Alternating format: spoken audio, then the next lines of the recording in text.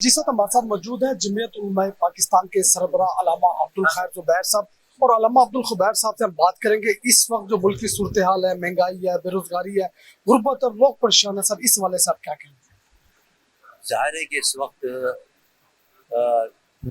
जो इक़्तिसादी सूरत हाल है, मुआशी सूरत हाल है, सियासी सूरत हाल है, यानी कोई भी सूरत हाल बेहतर नहीं है इस मुल्क की। बदतरीन सूरत हाल है इस वक्त, और पाकिस्तान की तारीख में ऐसे हालात कभी नहीं हुए जिस तरह अब हो रहे हैं। और ताज्जुब की बात यह है कि इस महंगाई को कम करने के बजाय ये हुक्मा मजीद बढ़ाते चले जा रहे हैं, और हुकूमत IMF जो कहती है उस कहने पर आंख बंद के अमल कर रहे हैं, और इनको इसका कोई एहसास नहीं है कि अवाम पर क्या बीतेगी। पहले से वो पिस रहे हैं, मजीद उनको पीसने से क्या होगा, कोई एहसास ही नहीं है उनको अवाम का। तो और आंख बंद करके IMF की गुलामी कर रहे हैं और करके वो पाकिस्तान को तबाह बर्बाद कर दिया। अल्लामा साहब, आप देख रहे हैं कि आने वाले दिनों में कोई इलेक्शन हो जाएंगे?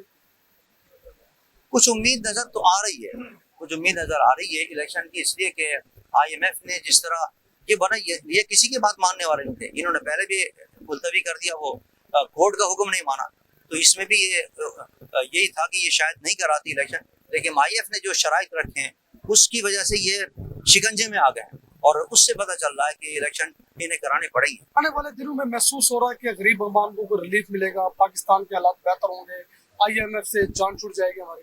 ज़ाहिर है अगर यही हुक्मरान रहे तो मजीद हालात बिगड़ेंगे।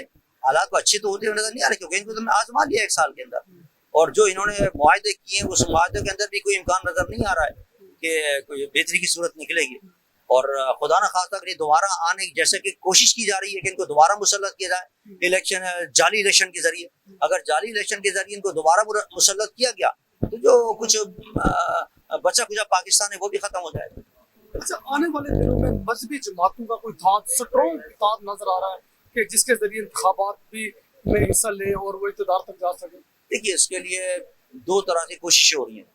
एक तो अहले सुन्नत वल जमात के इत्तेहाद बनाने की कोशिश भी हो रही है। साद हुसैन रिजवी साहब से भी हमारे मुज़ाकरात चल रहे हैं, बातचीत चल रही है, गुफ्तगू चल रही है, कई मीटिंग हो चुकी हैं, और दीगर अहले सुन्नत के जो अकाबरीन हैं, दीगर अहले सुन्नत वल जमात की जो खानकाएं हैं, उनसे भी राब्ते हो रहे हैं। और इधर दूसरी तरफ, चूंकि मैं मिल्ली यकजहती काउंसिल का सदर हूँ, तो मिल्ली यकजहती काउंसिल के सदर की हैसियत से मैंने पिछले महीने मुलाकात की थी अल्लामा साजिद नकवी साहब से, तो और दीगर अकाबरीन से मुलाकात हुई दीगर मसाली के, तो वो भी कहते हैं कि जिस तरह पहले मिल्ली यकजहती काउंसिल के बतन से मुत्तहिदा मजलिस अमल निकली थी, इसी तरह इसके बतन से, मिल्ली यकजहती काउंसिल के बतन से कोई और मजहबी इत्तेहाद निकले, उसके लिए कोशिश जारी है। देखिए, इंतखाबात से पहले कोई इंशाल्लाह इंतखाबात से पहले कोई ना कोई बेहतर लाएमल निकलेगा इंशाल्लाह। ये फरमाएं कि जिस तरह सियासी जमातें इस वक्त काम कर रही हैं और एक सियासी जमात मुसलसल वो ज़ेर तशद्दुद है, तो क्या आप समझते हैं क्या ये मुल्क के मसाइल का हल है इसके अंदर? क्या किसी सियासी जमात को या किसी सियासी क़यादत को आप माइनस कर सकते हैं? वो तो मैं जवाब दे चुका हूँ, खुलासा मैं आपको बता चुका हूँ कि जो लोग लाते हैं फिर उसको ले जाते हैं, वो ये हरकतें ख़त्म कर दें। और ख़ुद उन्होंने इकरार किया, हम नहीं कह रहे। साबिक़ा चीफ आर्मी स्टाफ कह के गए हैं कि साहब ये हमने गलती की थी, लेके आए थे, अब नहीं गलती करेंगे। जब उन्होंने कह दिया अब गलती नहीं करेंगे तो कम से कम छोड़े, आने दे, जो आ रहा है उसको आने दे, जो नहीं आ रहा है उसको ना आने। आपको क्या पड़ी है कि किसी को लेके आए, किसी को आप निकालें? अवाम पे छोड़े, अवाम जिसको चाहे लाए।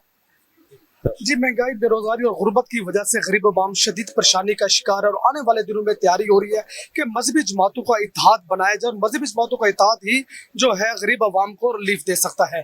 कैमरामैन शबीर भट्टी के साथ राना इरफान इस्लाम, इन्फो न्यूज़ मुल्तान।